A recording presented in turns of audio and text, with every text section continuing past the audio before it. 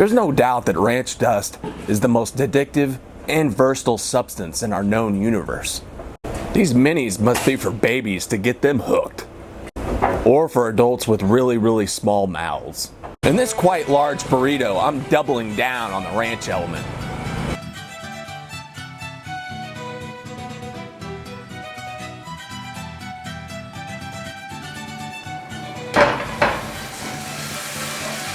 But beforehand, I sprinkle an entire package of ranch powder on this ground chuck. It's now superior to the rarest and most expensive cut of Kobe beef.